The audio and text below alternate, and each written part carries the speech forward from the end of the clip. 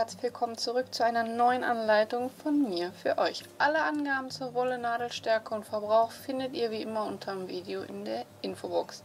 Ihr könnt aber jede x-beliebige Nadel oder Wolle nehmen und das Ganze individuell auf euch anpassen. Ich beginne mit den Kragen und 10 feste Maschen. Ihr könnt aber auch mit einer Luftmaschenkette arbeiten. Ich beginne mit 2 Luftmaschen, gehe in die erste Masche zurück, hole den Faden durch, ziehe beide Schlaufen auf gleiche Höhe, ziehe durch eine Schlaufe hindurch und dann durch 2. Jetzt hat sich hier oben und unten eine Masche gebildet und ich steche in die untere Masche ein, hole den Faden durch, ziehe beide Laschen wieder auf gleiche Höhe, durch eine und durch 2 für eine feste Masche.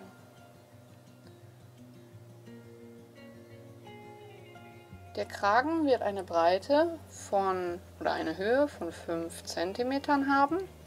Also ich arbeite hier mit einem 6-fädigen Bobbel und einer 4,5er Nadel und erreiche die Maße, wenn ich 10 Maschen anschlage. Wenn ihr mit einer feineren Nadel und Wolle arbeitet, schaut einfach, dass ihr in etwa auf 5 cm kommt.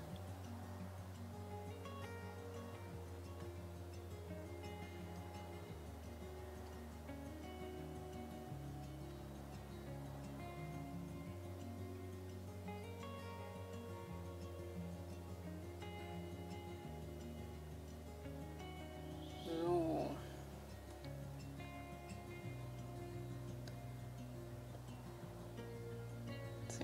So.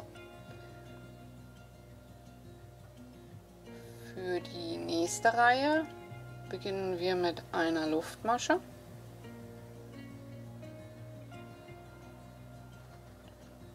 Und gehen jetzt in die hintere Schlaufe einer Masche und häkeln dort eine feste Masche ab. Nächste Masche dann auch wieder eine feste Masche. Setzt euch am Anfang und am Ende immer einen Marker, da sich die Masche verdreht und ihr sonst schnell schief auskommt.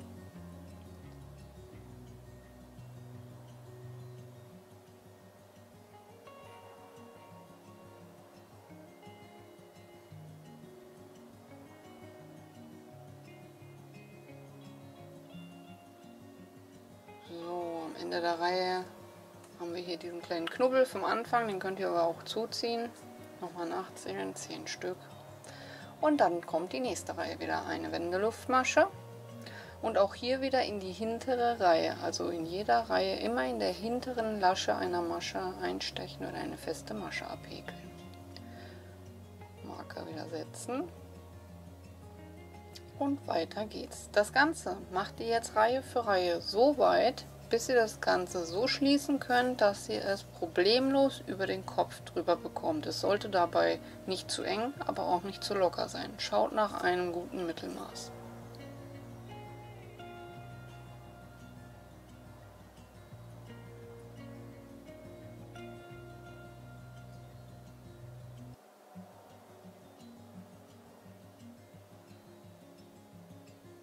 So, und das war jetzt auch der ganze Spuk.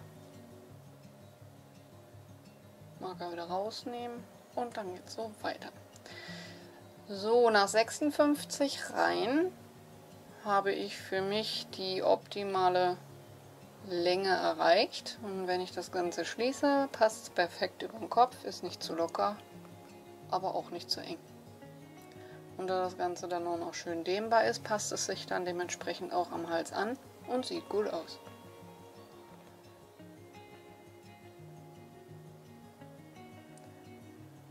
Um das Ganze zu fixieren, könnt ihr es vernähen oder ihr legt einfach beide Seiten aufeinander, häkelt eine Luftmasche und geht nun immer in die innenliegenden Schlaufen, also hier die hintere und hier die vordere,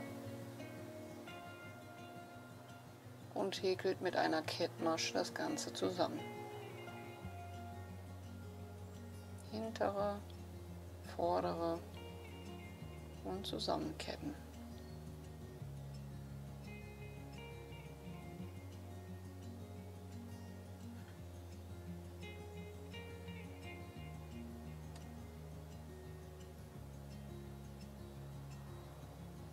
Und dadurch haben wir den Vorteil, dass wir den Faden nicht abschneiden müssen und direkt gleich weiter häkeln können. Und die Naht fällt kaum ins Gewicht.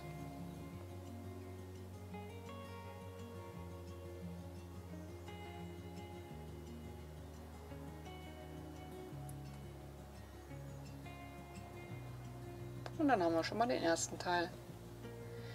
Kommen wir jetzt zum Errechnen der Maße. Wir hatten jetzt hier unser Halsbändchen gehäkelt. Da habe ich 56 Reihen verwendet und kann auch dementsprechend 56 feste Maschen gleich verteilen, um dann schräg herunter zu häkeln. So, dann nehmen wir die 56 als Beispiel, bei euch können ja mehr oder weniger sein, und teilen das Ganze durch 3. Kommt bei mir eine Kommazahl raus. Und diese Kommazahl teilen wir dann nochmal durch 2, um dann links und rechts die Maschen rauszubekommen, wo wir freilassen müssen. So, da haben wir dann auch eine Kommazahl und da könnt ihr euch dann jetzt aussuchen. Also ich habe jetzt zwar hier 9,5, aber ich runde hier dann ab. Ich mache links und rechts 9 Maschen und hau mir das dann oben drauf, sodass ich oben und unten 19 mache. Also 56 durch 3 geteilt mache ich 19 Maschen und 19 bzw. 19 durch 2 geteilt mache ich dann 9. Auf eine Masche mehr oder weniger kommt es dann hier nicht an, das könnt ihr dann auch für euch selbst entscheiden. Und dann verteilen wir die Maschen, also 19 vorne, 19 hinten, und dann machen wir links und rechts in jeder Reihe eine Zunahme, bis wir unterm Ärmel angekommen sind auf unsere Brustbreite. Dazu nehmt ihr euren Brustumfang.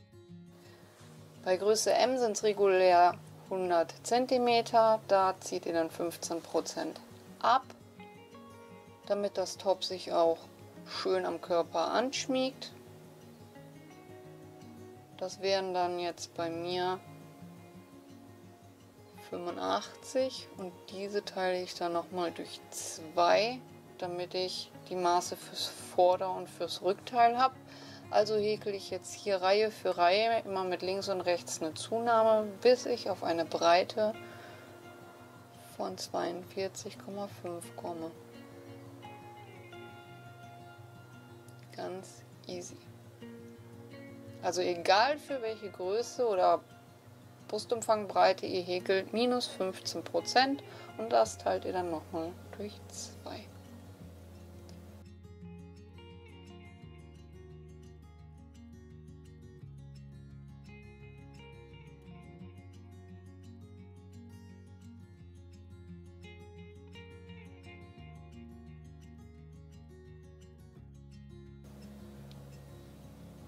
So, und beim Verteilen gerade habe ich euch ja gesagt, ich habe 56 Reihen gehäkelt, das heißt, ich werde hier auch 56 Maschen verteilen und da kann man sich dann immer an die einzelnen Reihen orientieren. Also hier ist die vordere Reihe, da steche ich dann hier ein, setze mir den Marker, damit ich sehe, wann ich rum bin. Dann haben wir eine hintere Reihe, da habe ich hier so eine einzelne Lasche. Vorderreihe hat wieder 2 Laschen, Rückreihe hat wieder oben diese einzelne und die Vorderreihe wieder eine doppelte. Und so können wir das Ganze gleichmäßig verteilen, haben nicht zu viele Maschen, aber auch nicht zu wenig.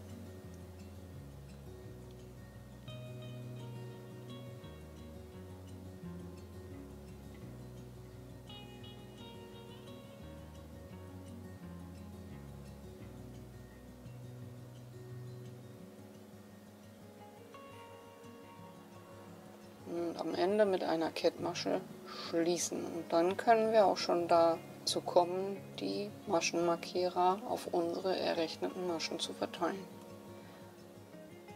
Ich beginne mit dem größeren Teil, damit ich nicht den Faden abschneiden muss, und verteile jetzt hier erstmal meine 19 Maschen. Setze den Marker. Danach kommen 9 Marker. Dann wieder die 19 und zum Schluss müssten wir wieder 9 über haben.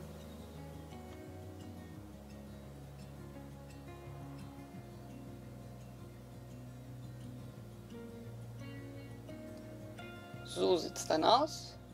Und jetzt können wir von Marker zu Marker in Hin- und Rückreihen weiterhäkeln.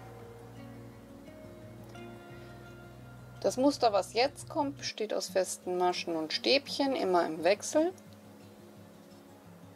Also ihr könnt mit einer festen Masche oder mit einem Stäbchen beginnen, das ist vollkommen egal.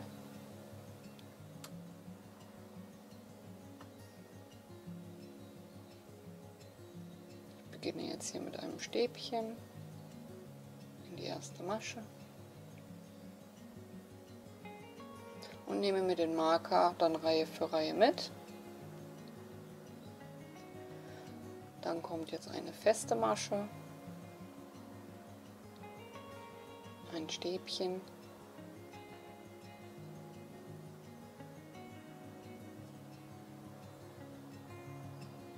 eine feste Masche, ein Stäbchen, feste Masche, Stäbchen und das Ganze bis zum Ende. So, und ob ihr jetzt hier mit dem Stäbchen auskommt oder mit einer festen Masche, ist auch vollkommen egal. In die letzte Masche auch 2 Stäbchen häkeln, damit Anfang und Ende gleich sind, oder 2 feste Maschen. So, und für die nächste Reihe muss ich jetzt mit festen Maschen beginnen. Das heißt, ich häkle in die erste Masche 2 feste Maschen. Und dann schaut ihr, wie ihr weiter häkeln müsst, ob jetzt ein Stäbchen kommen müsste oder eine feste Masche. Je nachdem, wie ihr auskommt. Hier habe ich jetzt ein Stäbchen, feste Masche und Stäbchen. Moment, jetzt habe ich mich vertan. Also ich muss hier 3 feste Maschen häkeln, 2 am Anfang für die Zunahme, und da hier ein Stäbchen ist, noch eine feste Masche, und dann habe ich hier eine feste Masche, da kann ich das Stäbchen. So, und jetzt bin ich wieder im richtigen Verlauf.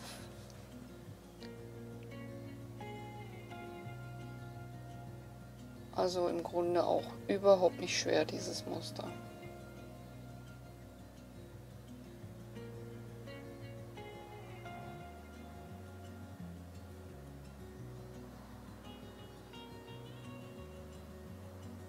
So, und hier am Anfang habe ich im Grunde den ähnlichen, oder am Ende habe ich den ähnlichen Spuk, 2 feste Maschen in die letzte Masche zu häkeln.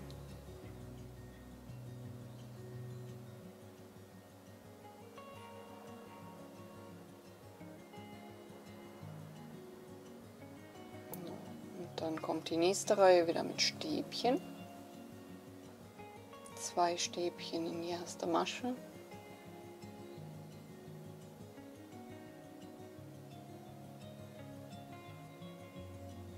Marker setzen. Und dann wieder schauen, mit welcher Masche ihr weitermachen müsst.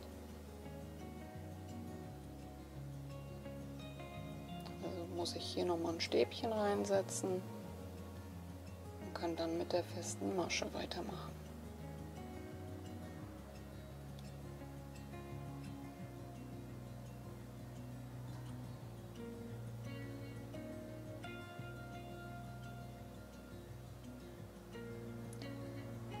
So, und jetzt seht ihr hier, dass das Ganze schon leicht auseinander geht.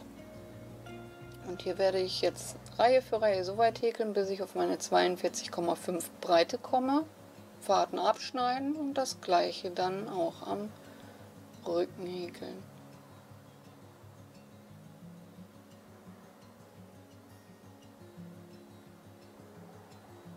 So sieht es dann aus. Jetzt kann ich die Ecken verbinden Vorder- und Rückteil.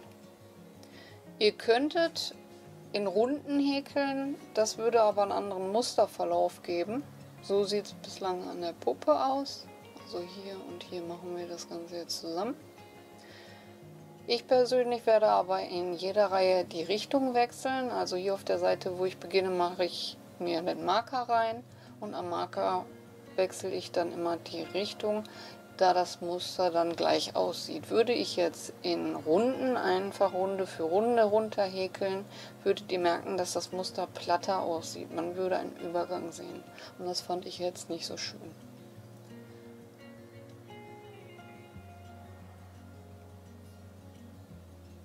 So, und die Seiten, die verbinde ich mit einer festen Masche, denn mit dem Stäbchen wäre das Ganze zu locker.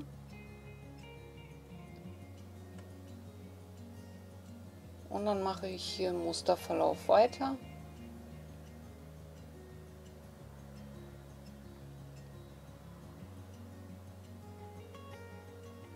Wenn ich nachher an der gleichen Stelle ankomme, habe ich zwar zwei feste Maschen, aber die kann ich mir zum Beispiel mit einer Abnahme wegmogeln.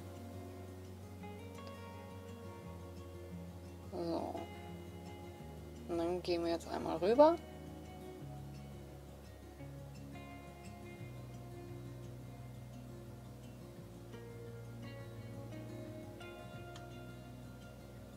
Nehmen die beiden Ecken zusammen. Und hier machen wir das direkt. Wir stechen in die Masche von dem linken Teil ein, holen den Faden, stechen in die Masche vom rechten Teil ein, holen den Faden und maschen diese gemeinsam ab, haben somit auch eine feste Masche an dieser Stelle, aber schon die Abnahme.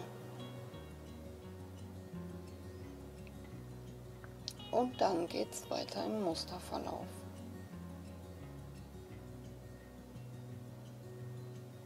Die Stelle markiere ich mir jetzt auch erst einmal, bis ich einmal rum bin. Und dann kann ich nachher den Marker rausnehmen. So, jetzt häkel ich gleich einmal herum.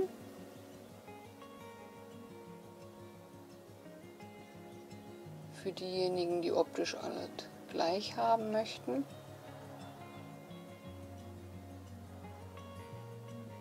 So sieht es bislang aus.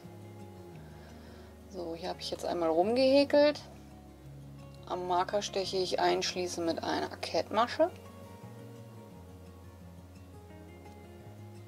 Dann schaue ich, welche Masche kommt, wenn ich in die andere Richtung jetzt häkel, als nächstes. Das wäre ein Stäbchen. Dann mache ich aber nur 2 Wände Luftmaschen, damit der Übergang nicht so hoch wird.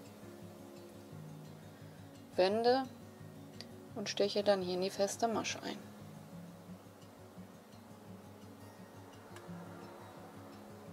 Setze mir den Marker oben in die erste Masche hinein, damit ich weiß, wenn ich einmal rum bin, wo ich wieder mit einer Kettmasche schließen muss. Und häkel im Musterverlauf wieder einmal rum. Wichtig ist, wenn ihr dann rum seid, dass ihr nicht in die falsche Masche einsticht. Also einmal gerade ziehen, schauen, welche Masche belegt ist und dann mit einer Kettmasche schließen.